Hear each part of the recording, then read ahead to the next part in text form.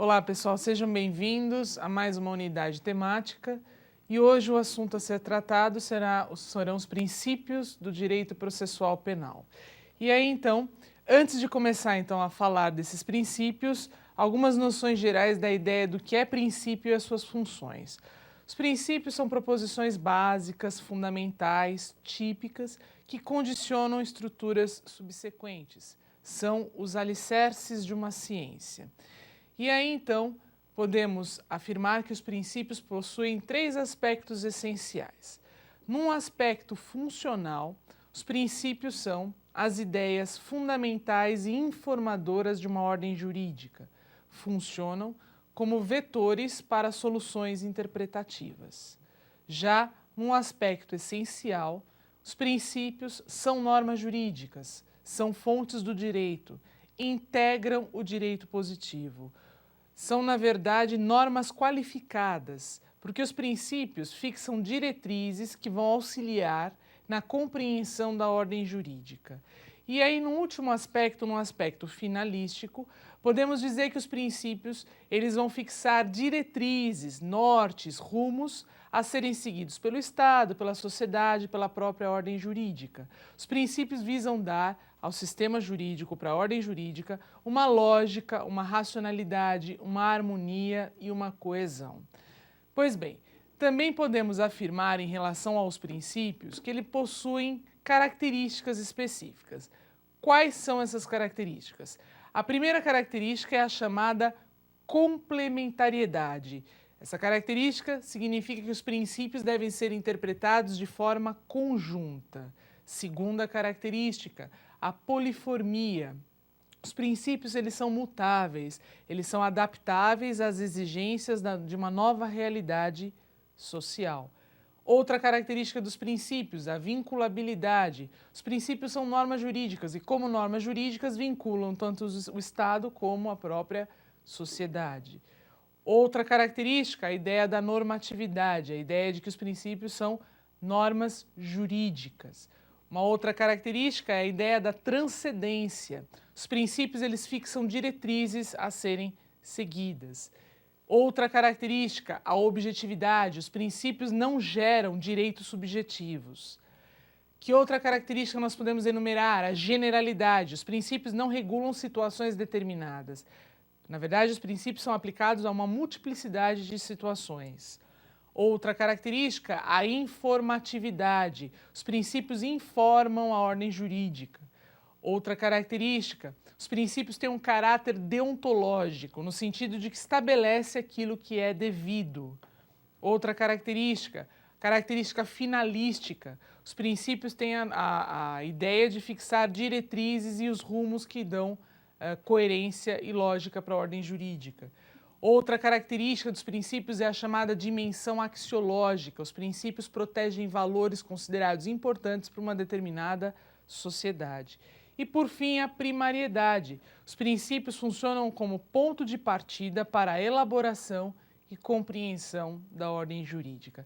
Feita essa análise geral a respeito dos princípios e as suas características, passamos agora a analisar cada um dos princípios acolhidos no direito processual penal. E aí nós vamos começar com o primeiro princípio, que é o princípio do duplo grau de jurisdição. Em relação ao princípio do duplo grau de jurisdição, a primeira coisa importante é acentuar a previsão desse princípio. Ele está previsto na Constituição Federal, mas de uma forma implícita. Quando o artigo 92 da Constituição prevê no seu texto a ideia e a existência de que nós temos juízes e tribunais, então nessa previsão nós encontramos o acolhimento do duplo grau de jurisdição. E o que significa o duplo grau de jurisdição? Significa a ideia de poder questionar, de recorrer, de discutir uma decisão judicial. Lógico, aqui nós temos a ideia de que a duplo grau de jurisdição é a regra, o poder discutir, o poder recorrer de uma decisão judicial. Mas nós temos exceção. Tem casos em que não vai ser possível fazer essa discussão, que são os casos de competência originária, aqueles casos concretos que são levados diretamente em tribunal. Um outro princípio acolhido no direito processual penal é o princípio da imparcialidade. De acordo com esse princípio, qual é a posição do juiz no processo penal? Ele tem uma posição de equidistante das partes. Ele tem que se manter neutro entre as partes na discussão do caso concreto.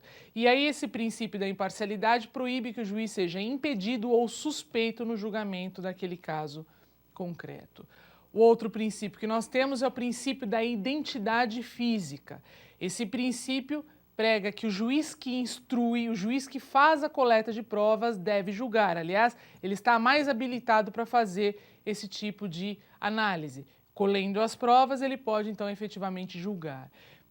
O interessante do princípio da identidade física é que ele assumiu agora, desde 2008, com a Lei 11.719, um caráter obrigatório. Ele passou a ser obrigatório como um princípio no processo penal.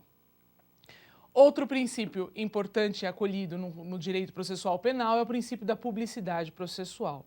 A regra é que os atos do processo penal são públicos, isso inclui as audiências, as sessões de julgamento, isso inclui a consulta ao processo.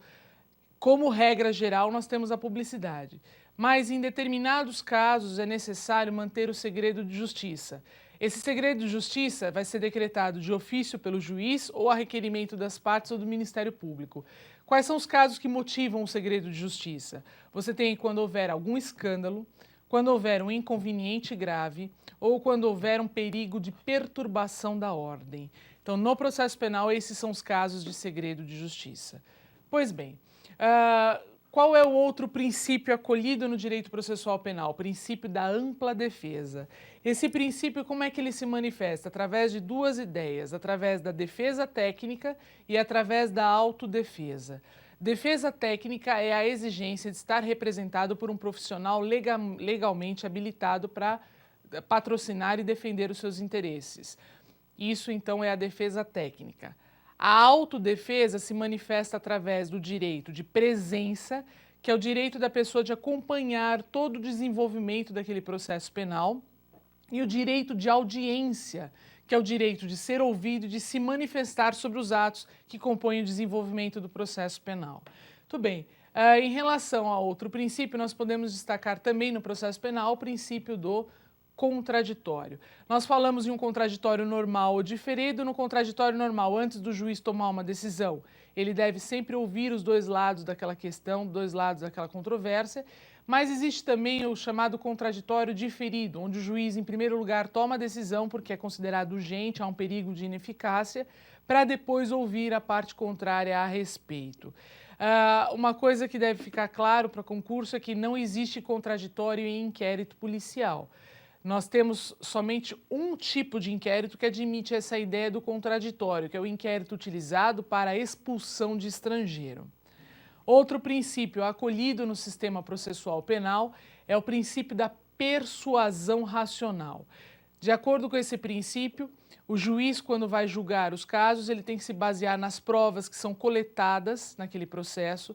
Se fala que o mundo do juiz é um mundo dos autos, porque ele tem que decidir com base nas provas que constam desses autos.